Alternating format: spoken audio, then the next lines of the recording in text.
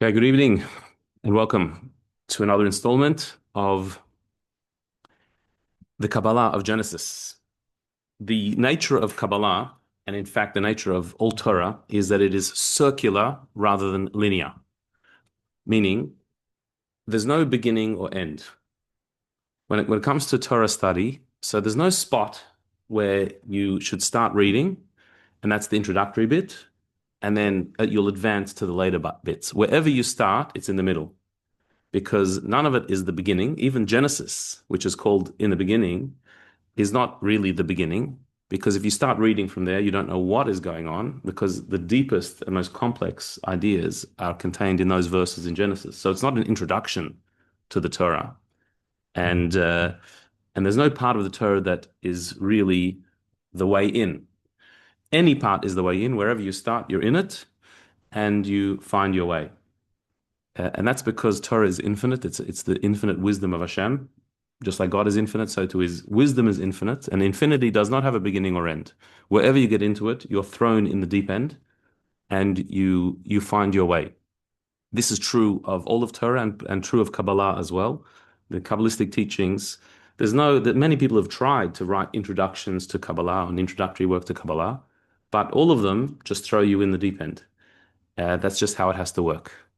And with that in mind, I thought tonight, even though this class is aimed at anyone, including somebody who has never studied Kabbalah before and has no prior knowledge whatsoever, nevertheless, I thought tonight to study one of the works that is considered one of the most advanced and deepest works of Kabbalah and Jewish mystical thought, that it would usually take many, many years of initiation in order to get into it. And that is a work called Samach Vav. It's known as Samach Vav, which is writings of the Rebbe Rashab, Rabbi Shalom Dov Ber of Lubavitch. It happens to be that today, in the Hebrew calendar, the 20th of Cheshvan, is his birthday. He was born in 1860 in the town of Lubavitch in White Russia on this day, the 20th of Cheshvan. And he was a descendant of the Alter Rebbe, Rabbi Shneur Zalman, the author of Tanya, the founder of the Chabad movement. Uh, the Alter Rebbe was taken over by his son, known as the Mittel Rebbe, Rabbi Dov Ber, who was taken over by his son-in-law, the Tzemach Tzedek, who was taken over by his son, Rabbi Shmuel, the Rebbe Marash, who was taken over by his son, the Rebbe Rashab, Rabbi Shalom Dov Ber, who we're going to meet today. After him came his son, known as the previous Rebbe, Rabbi Yosef Yitzchak, who was the father-in-law of the Rebbe, the seventh Rebbe of Chabad.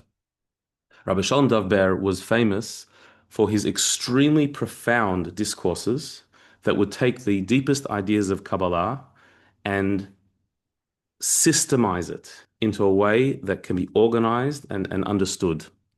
He had an extremely great gift of explanation, but he would explain things at great depth, but in a way that was totally accessible. So you're talking about very spiritual, esoteric, abstract ideas. He would bring them down into very logical and rational explanations, and in a way that you could really understand it, get your teeth into it. But they were long. He did something called a hemshech, which means where he would start speaking on, let's say, Rosh Hashanah, the first day of a new year. He would continue that talk the next week over on, around Yom Kippur or Sukkot. Then on Shabbos and every Shabbos, he would continue on the same thread, and it would go for an entire year or several years sometimes, where there's one idea that he's expressing, but he's giving you the full gamut, the full picture of it, and it became a whole work, a very thick book of talks that were continued. Each one was a self-contained lesson. You could learn it as it is, but if you keep going, you see that it continues, and the structure continues all the way, sometimes for several years. He has a couple of those that are called known as the classics of Hasidic and Kabbalistic writings. And one of them, one of the most fundamental ones, is known as Samach Vav, and that's after the year 5666, which would have been 1906. That's when he started this discourse, and it went for a couple of years. So his talk from 1906 onwards, known as Samach Vav, is what we're going to look at today. The very beginning of that discourse, when he first starts getting into the meat of it. We're not going to get much further than that, but a couple of paragraphs we'll be able to do, and to get a little bit of a flavor of the depth of the Rebbe Rashab's writings.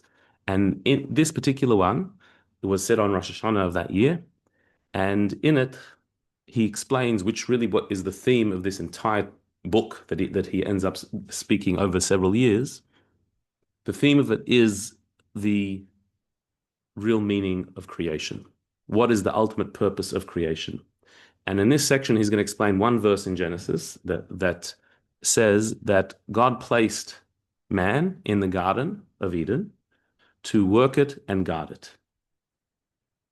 That's what it says, that God placed man in the Garden of Eden to work the garden and to guard it. Which is a little puzzling, because to work it for what and to guard it from what?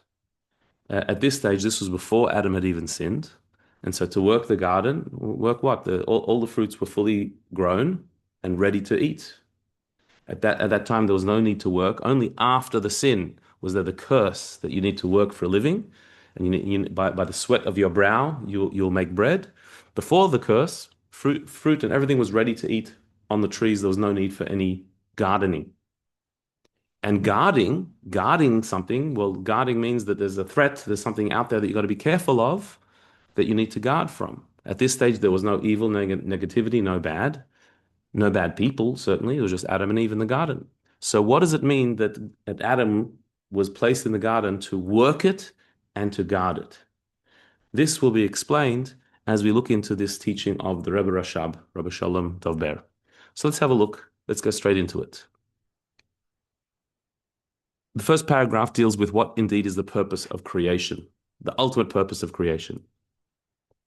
It is known, which is, by the way, a phrase that whenever it says that, it's usually something you don't know. It is known that the purpose of creation of the worlds and the ultimate intent in the descent of the soul into the body is to draw the revelation of the divine light, the Or Ein Sof, into the worlds through Torah and mitzvot, which is the service of uniting the infinite light beyond all worlds and the light within all worlds.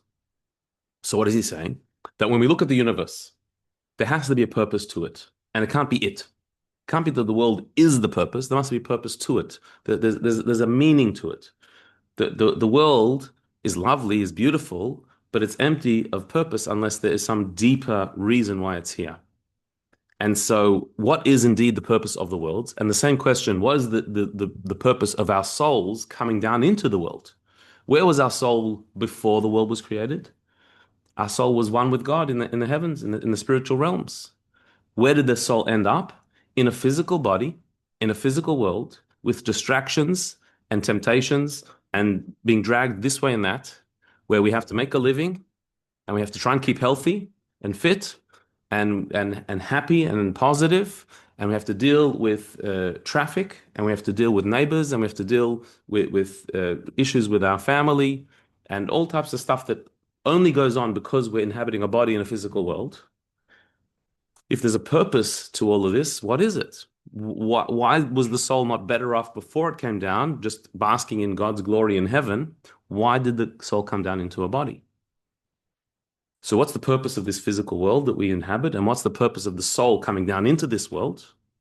So he says straight out, it is to draw a revelation of the infinite light of God into this finite world, specifically in a world of finiteness, of limitation, of concealment, where God is not revealed, where we're in a body which conceals and covers over our spiritual power, our soul. It's specifically in this place, in this world, that our mission is to draw that divine light, to reveal God in this world.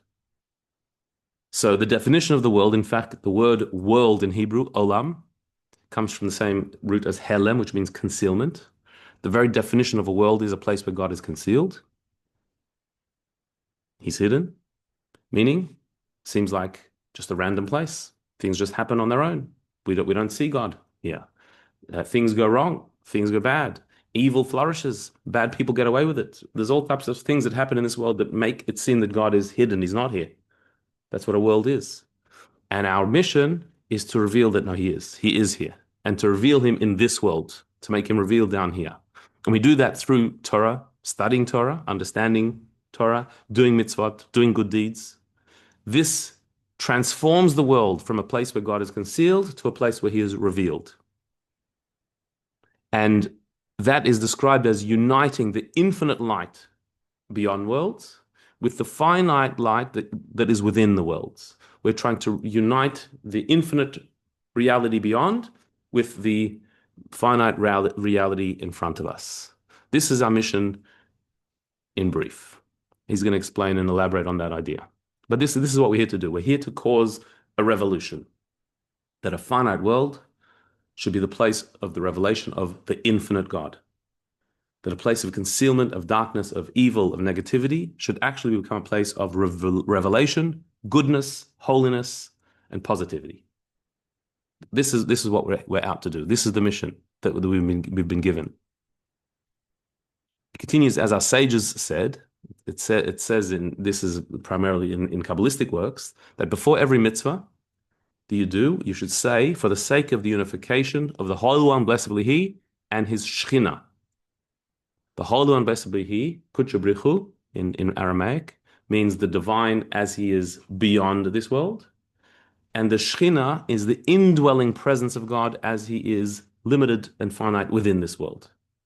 Our mission when we do a mitzvah is to unite the divine beyond with the divine down here, to make it all one, to make the supernal infinite self with the finite limited self all into one thing. And so it says here that we should say this before every mitzvah. Our custom is that we say this at the beginning of the day, before the prayer Baruch She'amar, we say it once, and that goes for the entire day, that all of the mitzvahs, everything we do, all of our prayers, everything we're doing during the day is to unite the divine infinite with the divine immanent, the beyond with the present. This is sometimes described as being the divine masculine and the divine feminine. We've seen that we're created in God's image, Adam and Eve, in God's image. That masculine and feminine in the human is a reflection of the divine masculine and feminine, Hashem who is beyond and Hashem who is within. The beyond element, the aloof element, is masculine. The present element is the feminine. And so there's God as He is above and beyond, and God as He is within and immanent. We're going to unite those two through every mitzvah that we do. So whatever mitzvah that may be, for example, you're giving charity. So what are you doing when you're giving charity?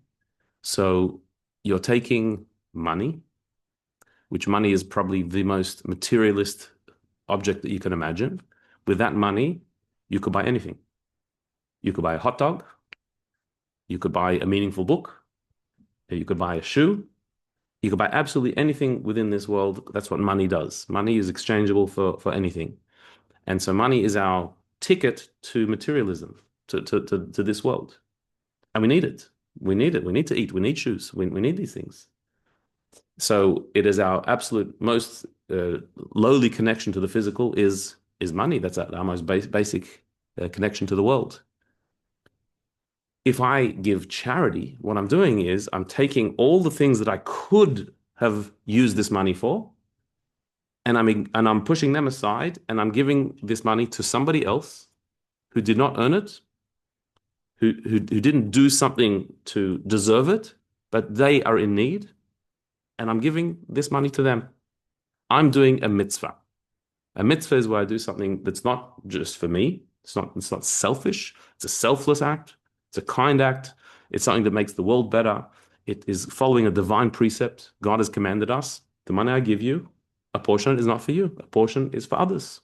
I'm giving you the opportunity to share. The only reason I made that person in need and you to have extra money is so you can do that mitzvah. So when I do that mitzvah, I'm taking what could be pure physicality and I'm making it into something spiritual. At that moment, I've revealed that this world and the divine world are not contradictions. That God is not something that is unwelcome in this world. God is welcome in this world because look, I took money and I did God's will with it. I did a good deed. I just revealed God in this world. This is a unification of Kutchabrichu and Shchinte, of the Holy One, blessedly He, His infinite self, and the Shechina, the indwelling self of this world. They can come together. The hiddenness of God in this world and the revelation of the divine in the beyond world, I brought them together by doing a mitzvah.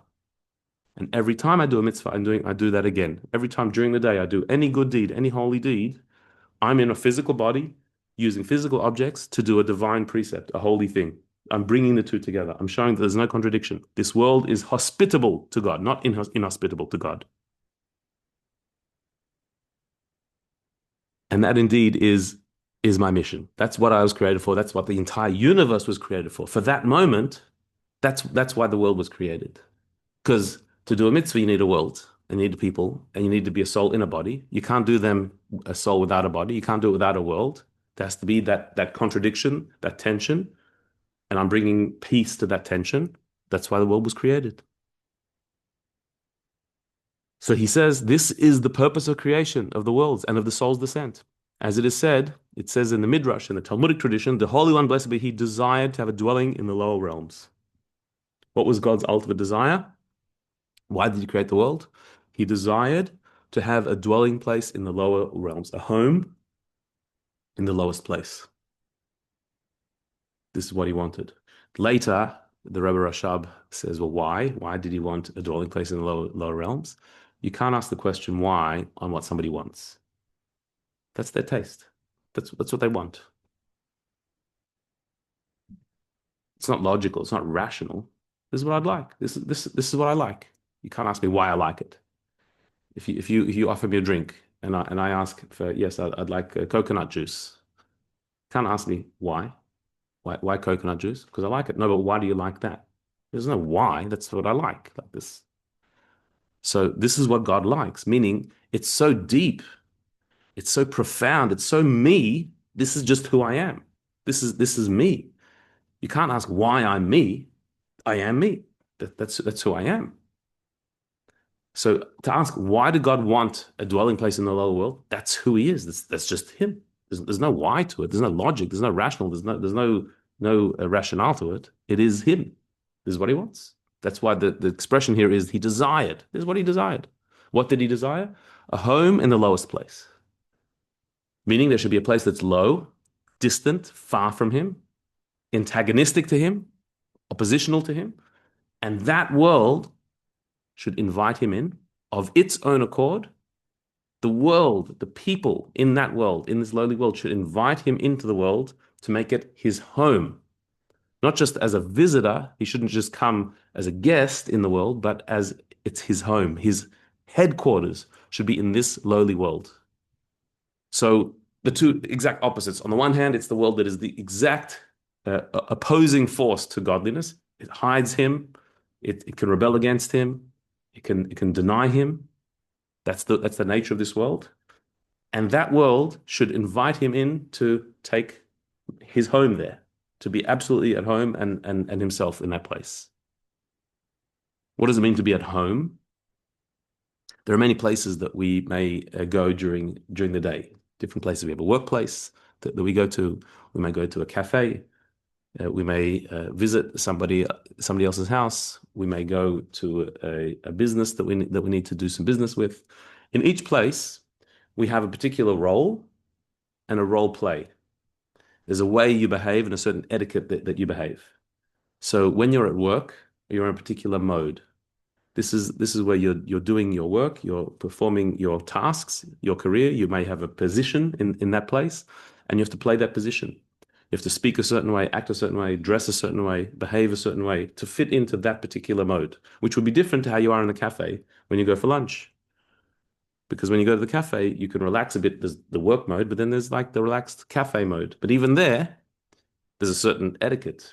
You can't just sit anywhere in the cafe. You can't go behind the counter and start taking and helping yourself in the cafe. You order your things, do your things, sit down, do as you're told, and play the particular role as is appropriate in the cafe. And so too in another business or wherever you may go, you play your particular roles. Not so when you're home. At home means I'm myself. Here I'm not playing a role. I have many roles in my home, but I'm not playing a role. It's me. This is who I am. I'm completely myself at home. While I could find myself in a cafe and some might say, "Oh, what are you doing here? I didn't know you come here." Because I don't necessarily belong there. I'm just there. But at home, no one would ask you, "Oh, what are you doing here?"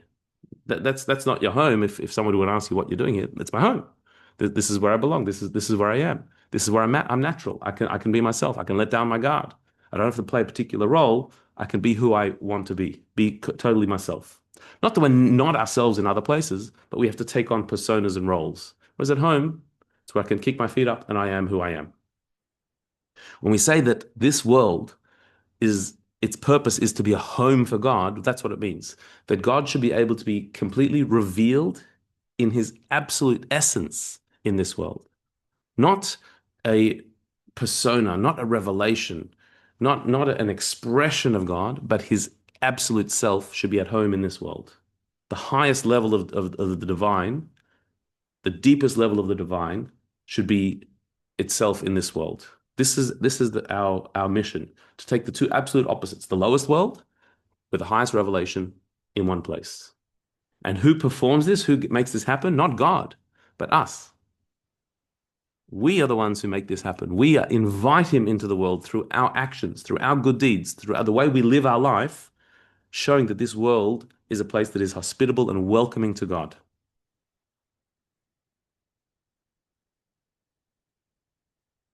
This is the essence of creation. Now, how did this come about? How did we get here? So he continues in the next section there, Tzimtzum. Here he introduces a deep Kabbalistic concept known as Tzimtzum or contraction. He says, as is written in Emek HaMelech, he quotes an earlier Kabbalistic work. This is from the 17th century. The author was Rabbi Naftali Bachrach from Poland, where he took the writings of the Arizal, the Kabbalists from the century before him, and try and organize it in a way to explain the system of creation. So the Emek HaMelech says that the original creation was a result of the Tzimtzum, which is a Hebrew term meaning the contraction of the infinite light, and all that remained was a void and empty space, the source of vessels and all worlds. Let's sit on this for a bit. What is the idea of Tzimtzum, of contraction? The Kabbalists identified a very big issue and problem in understanding the creation of the world. And that is that the nature of divine, of Hashem, of God, is infinite. We can't say much more about God other than infinite. Infinite means not finite. Not finite means finite is defined, is particular, is describable, here and not there, this and not that, this long and no longer. That's what a finite thing is. So the table that we're sitting at has a measurement. There's a length that table has. It has a width, it has a height, it has a color. It has descriptions that make it and not something else. That's why a table can be here and not there, because its dimensions confine it to a certain space. That's finite. Infinite means no definition, no limitation. That is all we can say about God. It's a negative. It's not a positive. We can say he is not finite. We can't say what he is, but we can say what he's not. He's not finite. He doesn't have a definition. He doesn't have a limitation. That we can say about God. That causes a big problem. Because if God is infinite, where are we? If God is not defined, there is no end to him. He's endless. He's not, you can't place him anywhere. You can't define him anywhere. You can't point anywhere. Are we here or not? Do we exist or we don't exist? It would seem we don't really exist, because where would we be? What place would you put us? Wherever you put us, God is there. God is already taking up that place. Problem? You see the problem? Or not really? It is. It is a big problem. If God takes up all the space, where are we? All you can say is we don't really exist. But if we do really exist, so then we're taking up space that God is not. But how can you say God is not? This is a big problem. So the way the Kabbalists solved this problem was with the idea of the Tzimtzum, which is an idea that the Arizal, Rabbi Yitzchak Luria, introduced in that terminology. He found it hinted at in the Zohar and earlier works as well, but it was never really defined as well as when he defined it, and that is God contracted himself. That Originally, God filled all of existence, but then there's nowhere to put the world. So he contracted himself and created an empty space and a void to put the world. Well, that was an easy solution. I mean, well, what was the problem in the first place? Yeah, like if you don't have room, so make some room, and then there's room. Like if your house is cluttered and there's nowhere to put more clutter, so you move some of the clutter so you can bring in more clutter. What was the problem that had to be solved by such a profound answer? It's a very simple answer. Well, hang on, it's not an answer. So God is not there then? God created a void, an empty space, so he's not there? So now are we saying that there's a place where God is not? How can you say that? You can't say that about infinity either. He's not infinite anymore now. He's everywhere except here. So he's not infinite anymore. That's not God. Can't say he's not there. So the Kabbalists explained it doesn't mean that there was a void and an empty space that literally he's gone. What it means is that God expressed a part of himself that is hidden. He expressed his ability to not shine, to not be revealed. Just like God has infinite abilities, amongst those infinite abilities is to reveal himself. And he also, therefore, amongst his infinite abilities, he has the ability to not reveal himself. He has an ability to display and an ability to hide. They're both him. It's both a part of his infinite self. Because if we said he's infinite, right? Infinite means infinite, not finite. There's nothing outside of his ability. So he can reveal himself, he can hide himself. That hiding is also him. So the Tzimtzum, the contraction, means that what God did is that he separated out his powers and created a space in which his power to hide is there. And his power to reveal is not there. So is God in that place? Of course he is. This is his power to hide. That's also his power. His revelation became hidden, and his hiddenness became revealed.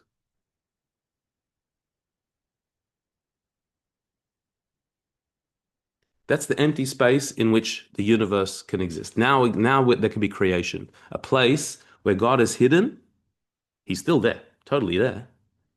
He's just expressing his hiddenness. So is he still infinite? Of course. In fact, his infinity is being expressed even more because his infinity shows that he can be revealed and he can also be hidden. He's created a space of hiddenness.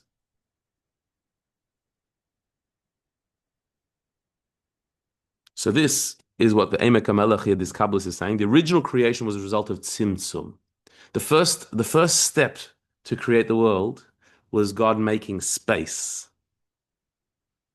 Was not God asserting and revealing himself. On the contrary, contracting and hiding himself.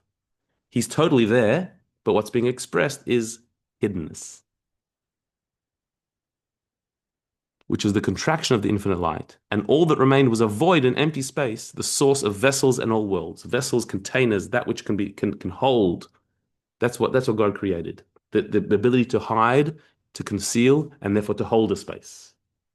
And all worlds have to be contained in there. But then after the Tzimtzum, there appeared a line called in Hebrew a kav of light, of divine light, to illuminate the vessels and the worlds. Because if God would have left it as the world inhabits the place of God's concealment, so then the world and its inhabitants would have no way of connecting to him. We would live in the place where God is hidden, and that's it. Well, that can't be.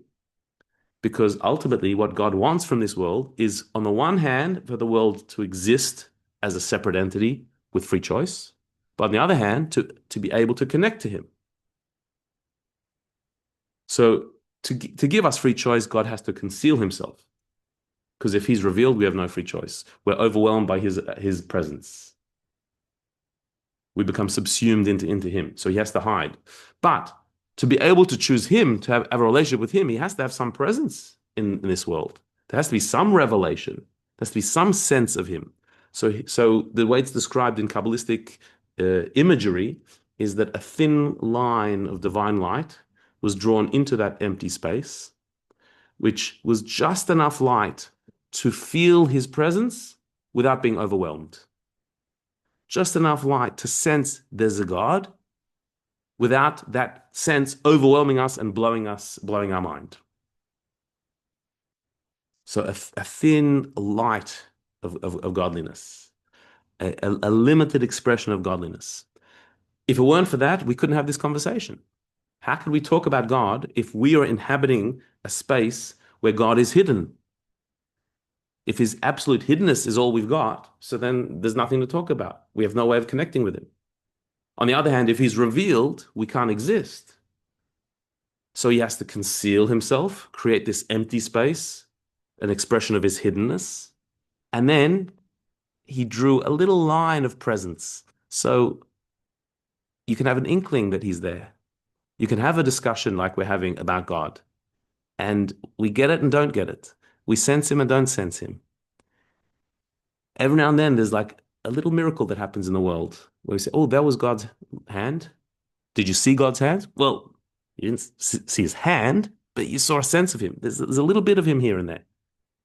There's just an inkling of divine light that is trickling into the world, so you can connect with him without being forced to, without being overwhelmed.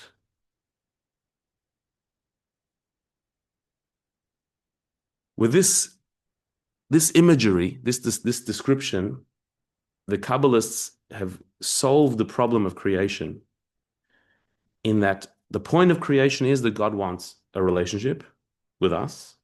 He wants us to create the dwelling place for him and to live in his home with him, invite him in. So we have to exist as beings with free choice in a lowly world. Lowly means where God is hidden. But we have to be able to reach him. We have to be able to touch him. We have to be able to connect with him. So it has to be a lowly world, but not a world that is out of touch with him completely. It has to be a dark place where God is concealed, but not where he is completely unavailable.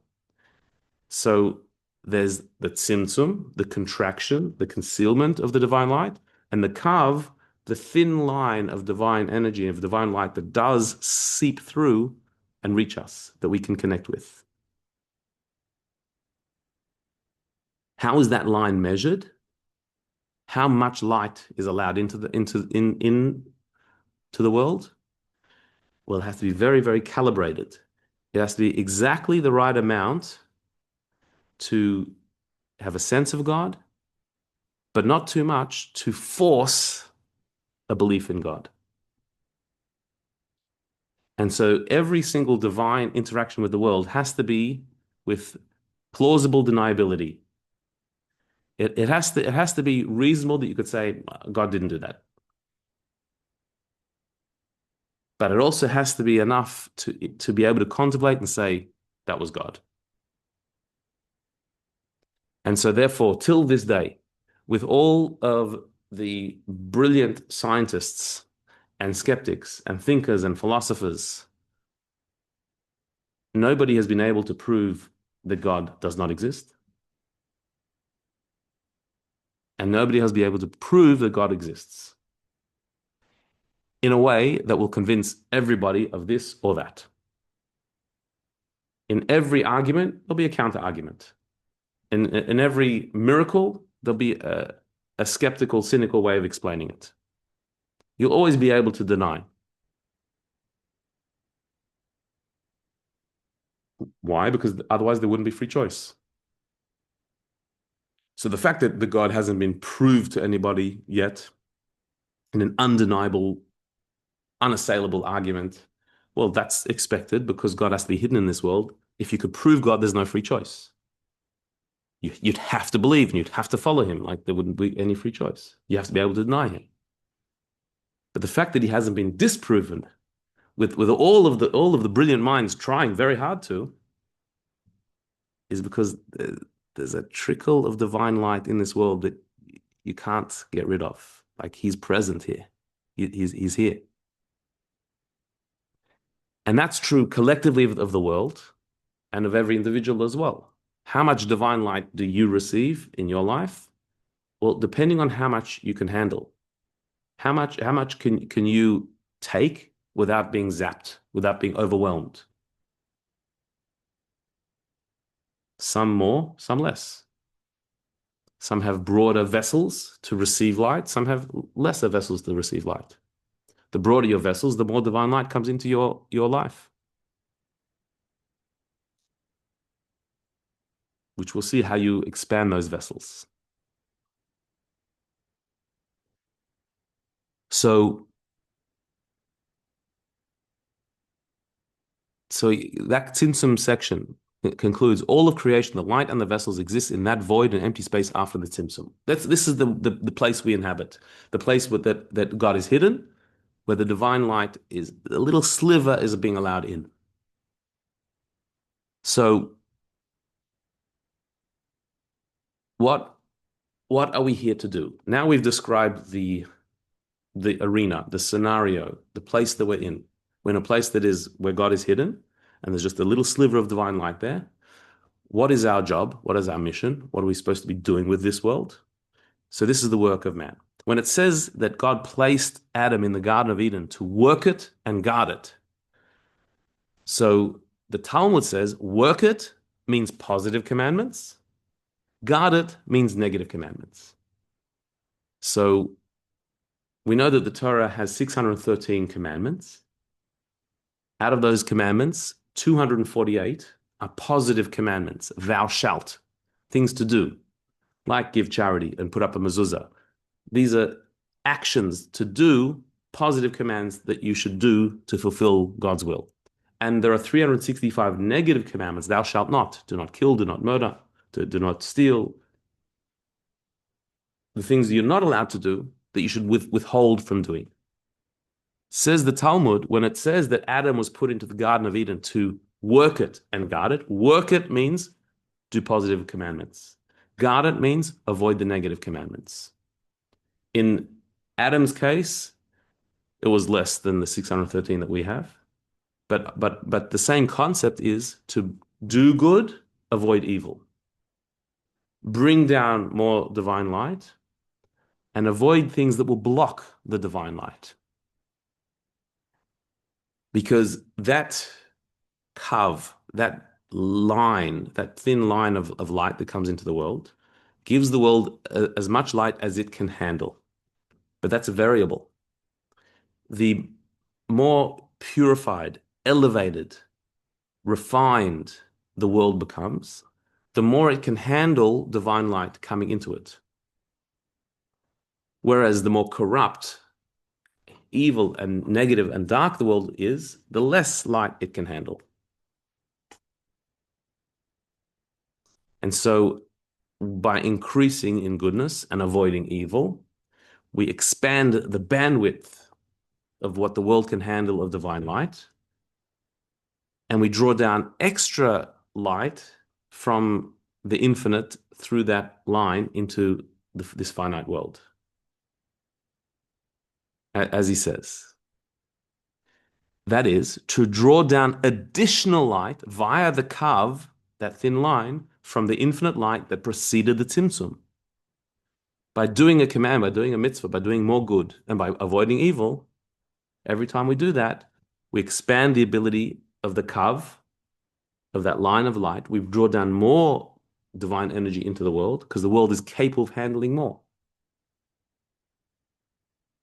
And what light are we drawing down? Light that from the infinite. That kav is an expression of the infinite light that preceded the Tzimtzum, that's from before the contraction. It's drawing down more of that light into that space of concealment and hiddenness. It's a little bit less hidden now. It's a little bit less dark. The world is able to handle a bit more light every time we do a good deed. To the point where in the future times, the infinite light will be revealed in the empty space as it was before the Tzimtzum. This is the ultimate goal. The ultimate goal is to invite back the divine light that preceded the Tzimtzum come back to the place of the Tzimtzum. Again, to take the infinite light of God that was concealed before the Tzimtzum, before the contraction, and bring it back, but bring it back through our effort of expanding the capacity of this world to handle more light.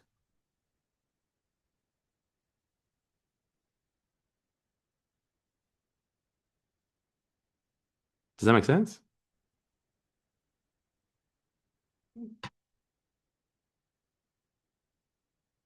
Like string theory, a little bit. It's like it's the long concept. String theory. I don't think it's energy and force. The force is through very tiny little quantum particles. I'm not entirely sure how to explain it, or don't have an understanding of it. But yeah, it's happening. Well, here we're able to increase the volume or the frequency of that force, that through our actions, we're able to increase the flow of divine light into the world. So when we're doing a good deed, we're opening more channels. We're refining the world. It may not be visible to us. We can't see the difference. Before and after, we did a good deed. After, like, the world looks like the same. It looks the same. That's because currently the world is not a place where we can handle the revelation. But it's not the same. The world is not the same. There's more light in the world. It's just not yet revealed. In the future, this is the concept of Mashiach. Mashiach is when the world has tipped over the scale to the point where it can handle the revelation that has been accumulated throughout history. So every little mitzvah, every little good deed, every generation adds more and more and more and more goodness. The world is receiving more divine light. And eventually there'll be a time when it'll explode and it'll become revealed. It's like many things, when you're building a business or you're developing an idea, there's a lot of like work that goes into it and you see no results. Like you're preparing the ground and making connections and starting things up and setting up systems, and there's all this stuff, and for a long time it just seems chaotic and going nowhere and nothing's really happening. And then there's a certain point where it starts to click, and then is revealed all that work you did. Oh, now you see the fruits of it. But it takes a long time to get there, and then it happens. So this, on a cosmic level, is the whole of history. There's all this work that's going on. It's beneath the surface, and you don't really see, is the world better? Is it really happening? Or from a day-to-day basis, I did this mitzvah, I did this good deed.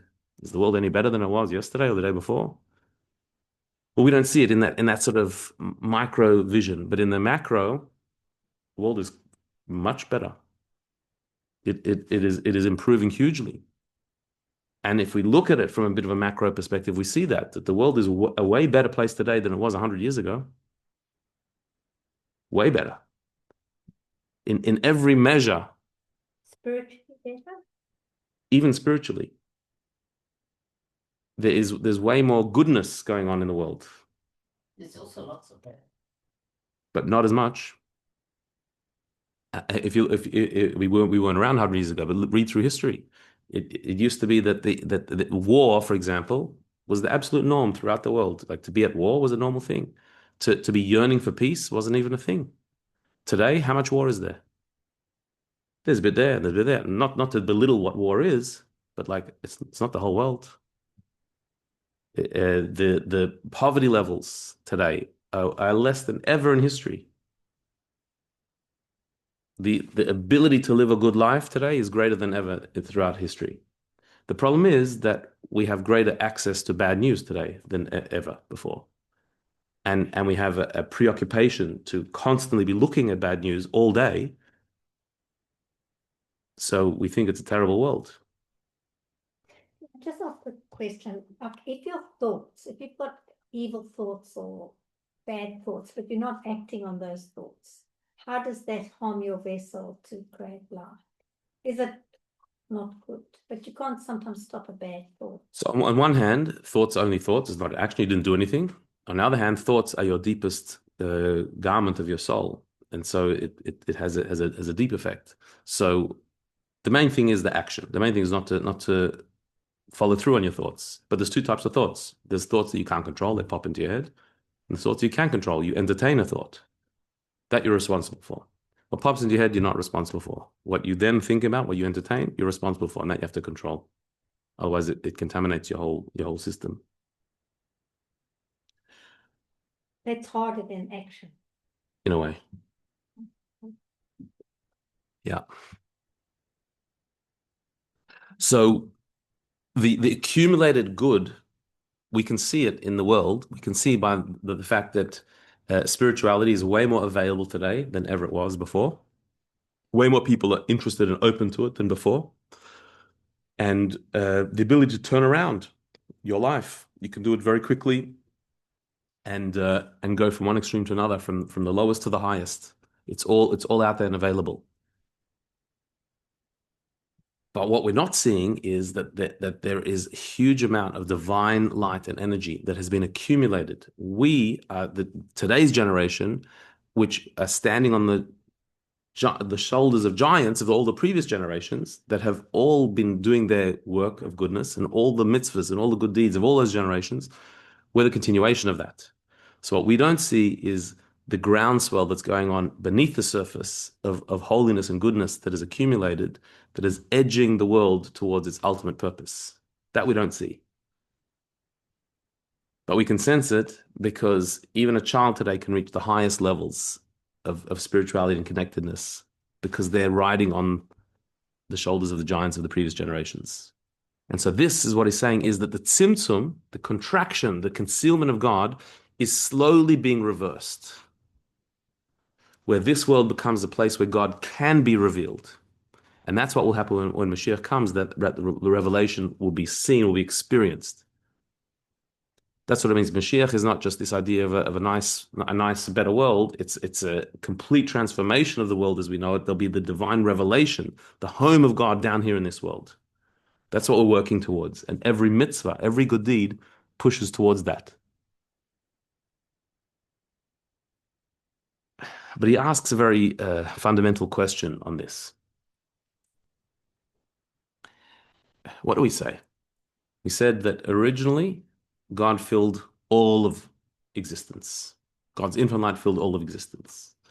But for that, you can't have a world. So he hid his light, created a world, created a little light, a little smidgen of a line. And our job is to expand that line until the infinite light can fill all of existence. So we end up where we started. What was the gain of that? God filled all of existence. He hid, made a line, which we expand so God can fill all of existence. You were doing that before. Why do you need that to go through all this, to go back to where you started? There's a principle in the Talmud that says that if I invest $100 to make $100, I'm not a businessman.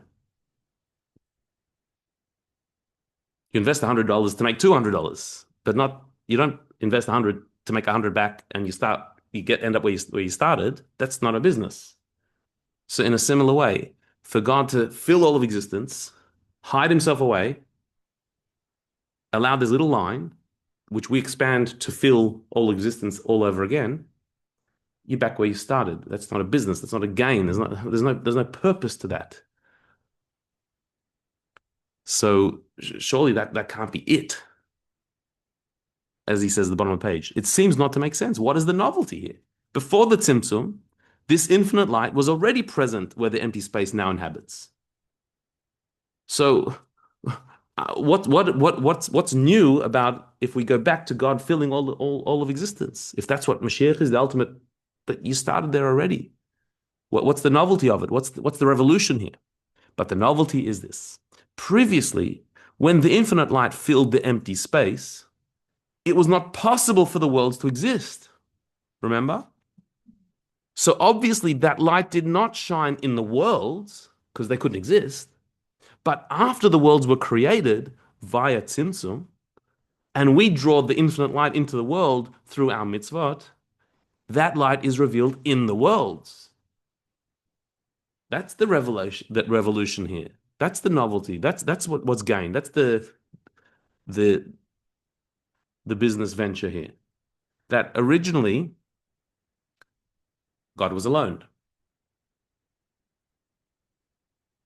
Yes, God filled all existence alone. And there was no room for an other because God filled all of existence. The other, which is us, couldn't exist because God filled all existence. When he contracted himself, when he hid himself away, that was to make space for another, which is us. Now we do exist, which we didn't before. And we, by drawing down the divine light, invite God back into the space that he vacated, that he hid himself from. He reveals himself in that space. But what was new, what was gained, was that we exist. And we're the ones who drew him down. That is a huge gain, because his ultimate purpose was he wanted to be at home with us. He wanted to have a place where he could be revealed, even though it's the opposite of him, because people, human beings with free choice, invite him in. That's what was gained.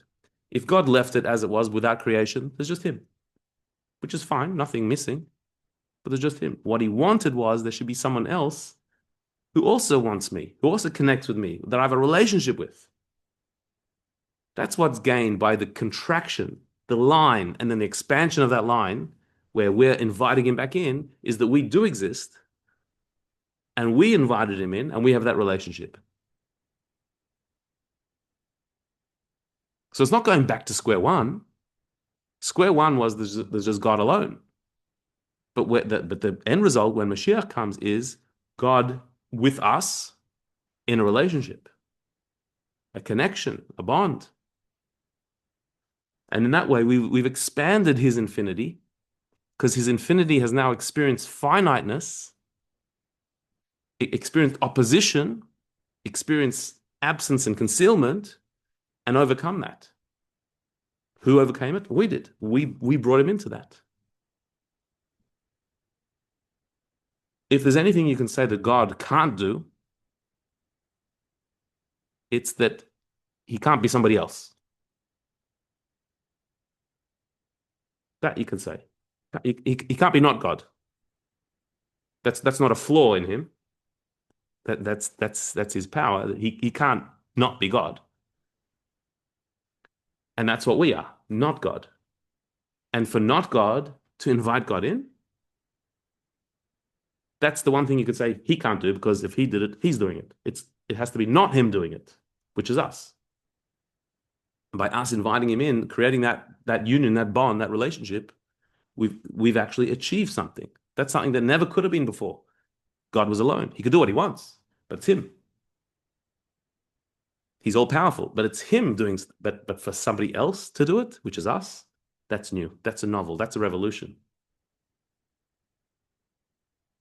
And that's what we have achieved. That's what creation achieves. That we invited him in, that we created this home for him. We brought him in and made that relationship with him.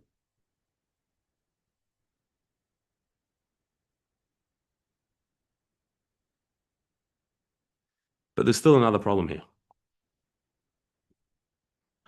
There's still something that doesn't make sense. And remember, the Rebbe Rashab is very logical and sequential. We said that at the beginning of creation, God filled all of existence. He wanted this relationship. But as long as he fills all of existence, there's no room for us to exist. So he needed to conceal, contract, hide himself to make space for us to exist. Right? So there's a problem and there was a solution. The problem was God fills all of existence. Nothing else can exist. The solution was conceal yourself so we can exist. And then we say, but what's the point of this? The point of it is to create this relationship where we invite him back in. So therefore there was the thin line of light entering into that space, which we expand to the point where the infinite light that preceded creation enters into creation, and we become one with him. We get this relationship with him, this connection with him when Mashiach comes. But one sec. Didn't we have a problem that we can't exist with him? We can't exist with his infinite light being revealed? Wasn't that the whole reason why there would need to be a tzimtzum, the contraction in the first place? So how have we solved that? We've gone back to that, bringing his infinite light. So we're gone again. When Mashiach comes and a God's light is revealed, we're gone. Because we're subsumed in infinity. Just like at the beginning of creation, before creation started, the problem was that God is infinite. There's nowhere for us. If you reintroduce that light, we're back to being no, we're gone. And God's back to being alone. How do you solve it? Where do you get the relationship from? Yeah? The soul, Hmm? with the souls. Where would our soul go? It'll be lost in him. It'll be back in him. Like we'd be gone. So he'd be alone again. So again, he's back to where he started.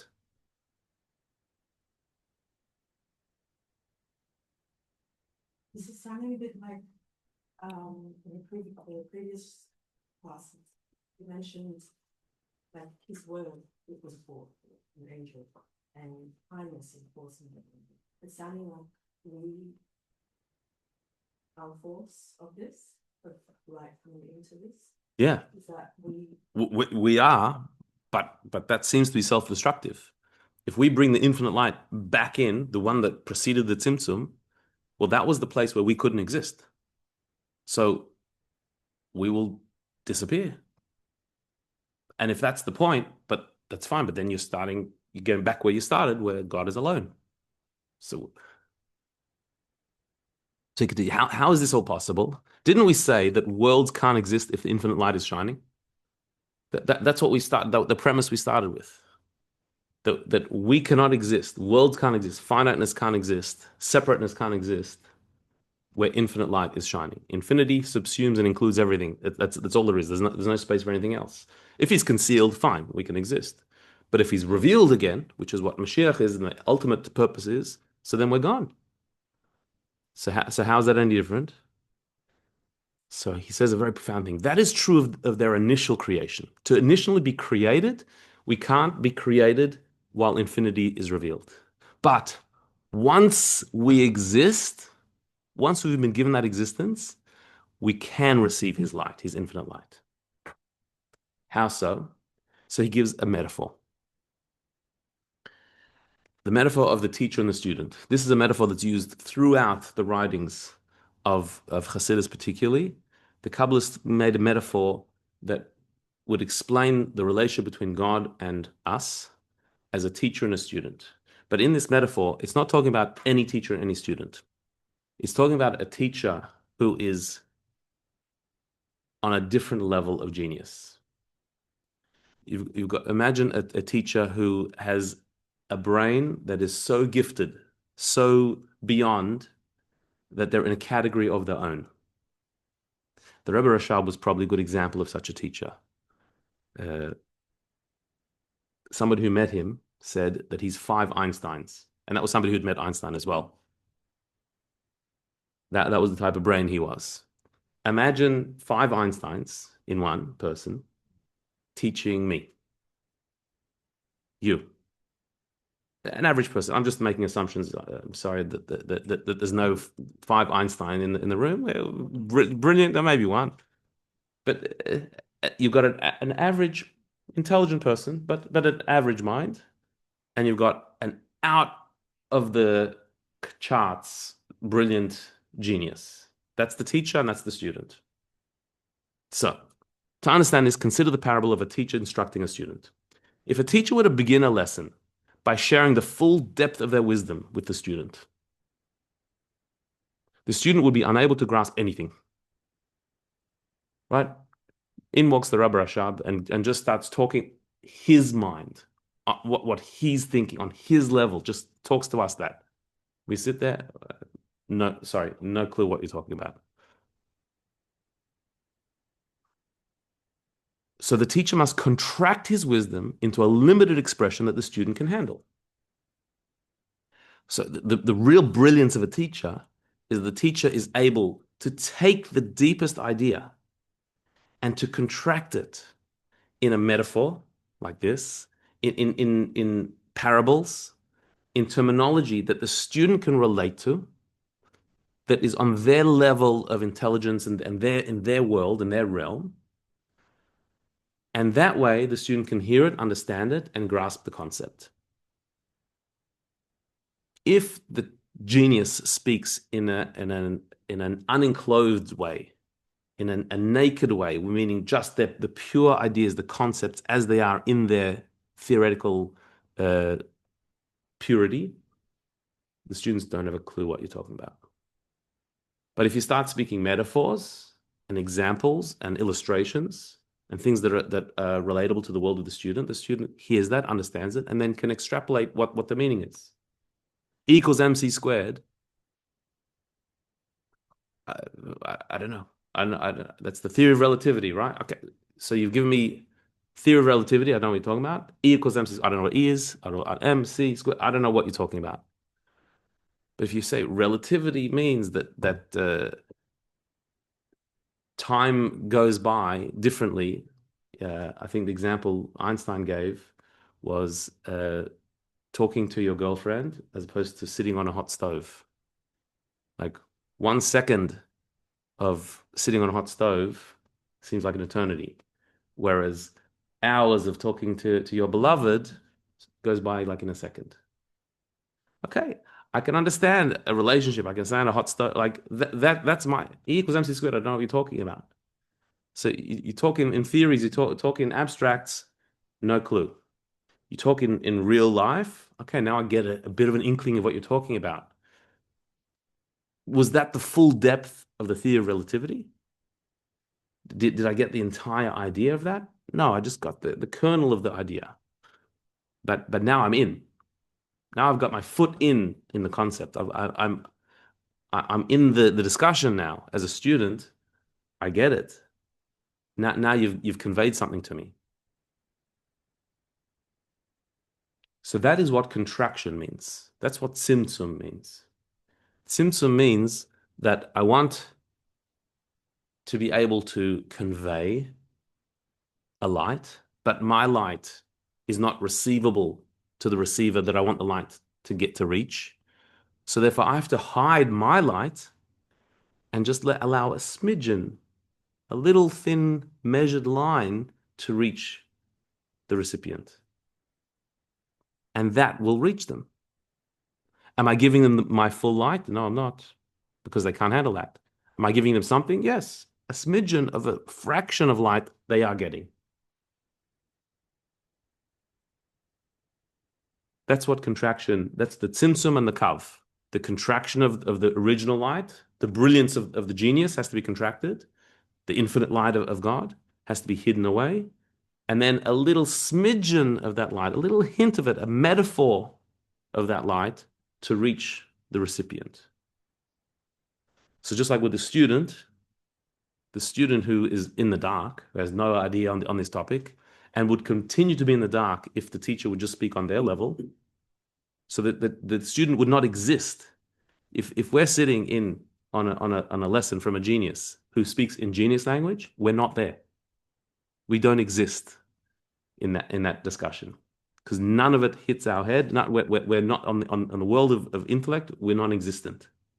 So too, if God's infinity shines, we're not there. But if he hides his infinity and he gives us just the line, if the genius puts aside their genius and just gives a smidge of an inkling, of a feeling, of a sense of their idea through metaphors and illustrations, now we're in. Now we exist. Now we can hear. Now we can relate. Now we have a place. So if the genius wants to start this teacher-student relationship, this is the way to do it. Conceal your genius and reveal just what the student can handle. Now we've got a relationship. Now we're talking. Now I'm a teacher and you're a student. You're learning. You're gaining wisdom. My wisdom. A bit of my wisdom you've got now. Now we can grow. Now we can continue. If God wants a relationship with us, he has to say, I'm putting myself aside, my infinity aside. I'm just allowing a little smidgen to be expressed. Now we can exist. Now we're in. Now there's a relationship. What happens next? He continues.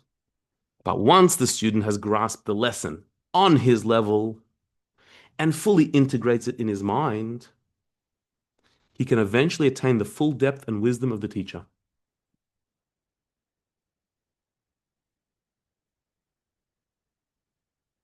Once the student is a student, now you can become a genius too. Once you're in, you got that idea. So now think about that idea, develop it, work on it, process it. And you can, maybe in 40 years, as the Talmud says, that a student reaches the level of the teacher after 40 years of work. Maybe it'll take 40 years.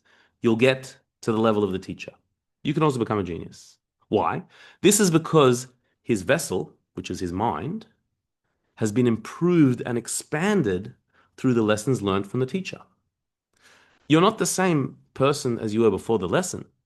Now that you've taken in that lesson, your capabilities, your capacity has expanded.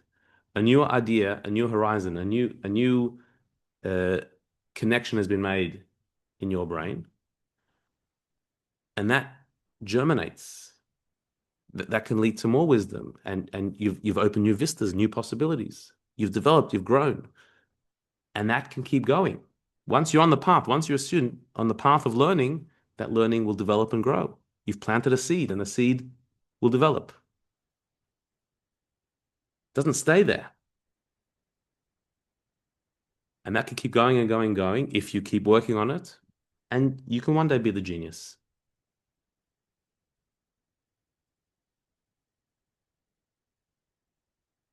As is known, over time, the teacher's abilities become the student's abilities. If you really dedicate yourself as a student and listen to more, now I understood this, I want to know more. And I want to make more connections and more depths and more understanding. And you can develop to the point where the teacher's abilities become yours. You take on the attributes of the teacher, and you can become the genius. Sometimes students surpass the teacher. It can happen. Become godlike. So yes, when that's what it explains now that what we are, what God is providing us is a pathway to inculcate the divine, to connect ourselves with Him. A pathway that would be impossible if He didn't create it. He had to create that means. He had to give us that pathway. But once He did, we have a means to Him. This is the revolution of what Torah is. Torah is divine wisdom that is put in our words so we can study it, and our brain develops a way of thinking that is divine. And a mitzvah is a divine precept, a divine act. This is what God wants, but what He wants from us in this world, in a body, in the human realm, in the physical world, to do. When you're doing that, you're doing what He wants. So it's creating a line of connection through studying and through doing, a line of connection from our material physical world into the divine. And the divine is being drawn into the world. And we're expanding the kav, the line is constantly expanding every time we do that. Our capacity to handle the divine is growing. Like the student's capacity to understand is growing and developing every time he works on a new idea, takes it in, and assimilates it into his mind. So we are making the world and ourselves more godlike. And that achieves the impossible. That's what he says in the last paragraph. So it is above. Just like the student and the teacher, so it is above. After the worlds were created, after they're created, and the light of the kav shines within them, that light cleanses and elevates the world so that eventually they can receive a higher light that is beyond the kav. Meaning, before the world was created, well, there can't be a world where there's divine light. The divine light fills all of existence. That's infinity. There can't be a finite place within where infinity is. They're two opposites. It's not possible. The only way for the world to exist is for the infinite light to be hidden away, to be concealed, to be contracted. And then there's a space where the world can be, but that space is in the emptiness, the void where God is hidden. And there's a little smidgen of light, so we can exist, we can have some sense, but that's it. That's all we can handle. A smidgen of light. Okay, but once you've created that scene, once that smidgen of light is coming down, if we receive it, we can expand on that. And say, I've got a bit of light, I can hold on to that. A bit of wisdom, a bit of divine light, a bit of spiritual connectivity, it'll grow. Like it says, one mitzvah leads to another. When you do one good deed, it makes you want to do more.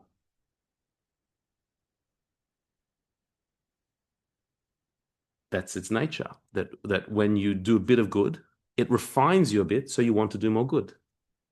You only had to take that one little step, a little step towards goodness, but that tips you towards more goodness because you're a more refined being. Every good deed refines you a bit more, opens you a bit more to it, so you want more. It can go the other way as well. When you do bad, you contaminate yourself, you block yourself more, so it's easier to do more bad. It goes the other way as well. But when you do more good, when you increase goodness, it flourishes. You're planting a seed that grows into more goodness. And so too, when you study an idea and you take in a new divine concept, you open your mind to another spiritual idea, your mind expands and becomes open to more of it and wants more and is able to take more. And what until now was beyond you suddenly becomes possible. And the things that you couldn't understand before now could be understood. And there's a new level that's beyond your understanding. Because God is infinite, so there's no end to grasping Him and connecting to Him. There'll always be infinite amount that's beyond us. But what was beyond before is not beyond now. Now you've got that bit.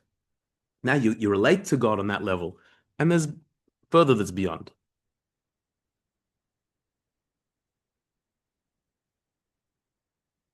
So this is what he's saying, that curve, that thin line becomes not so thin anymore. It becomes thicker and thicker and thicker, capable of more and more light.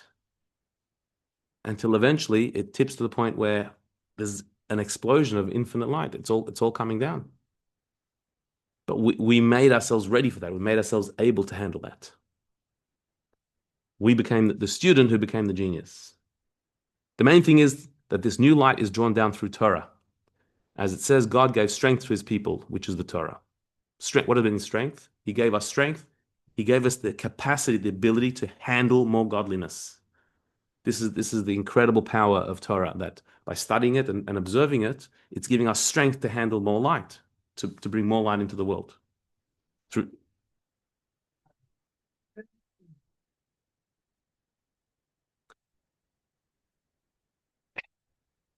light is a metaphor because light, on the one hand, is nothing. Light is not a thing. It's just an expression of a thing. And so God, because God can't be described, but there can be His revelation. Light is revelation. And that's what we're trying to bring down. Opposite of darkness.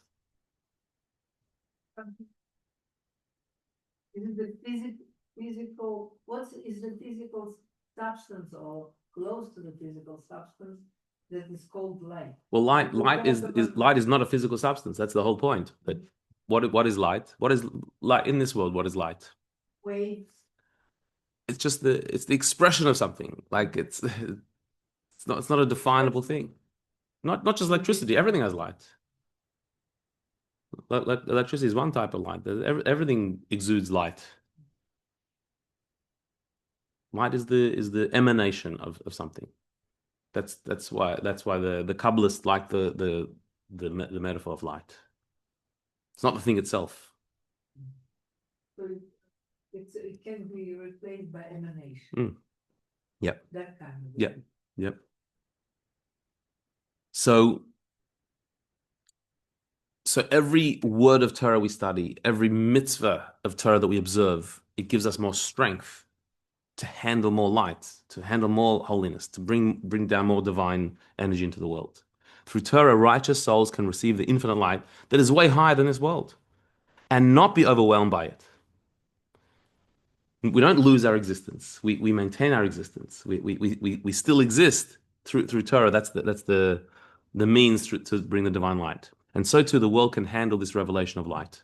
The world doesn't explode and disappear, but it maintains its existence. So this is the very light that preceded creation, and yet it is revealed and fully experienced by the world below. It's the light that preceded creation. It was there that light that the world can't exist without. That was then. But now that the world existed through the contraction, we can sneak in the divine light infinitely. What the Rebbe Rashab actually did for us is he helped us do exactly that. Concepts and ideas that were beyond us, he's illustrated to us in a way that we can actually understand, we can relate to. In what we've done tonight is expand our mind's ability to handle some divine light. Ideas that are completely esoteric, completely beyond. He's explained it. So we got it through that metaphor and through the illustration. And that allows more divine light into the world. This is what the book of Genesis means, that we are in this world to work and to guard this world, to bring more divine light into the world through expanding our consciousness, our ability, through every word of holiness and Torah that we study and every good deed that we do. Yeah, it's doing our work. We're doing our bit. We did a bit tonight, and we should continue. Please go on. Okay, thank you.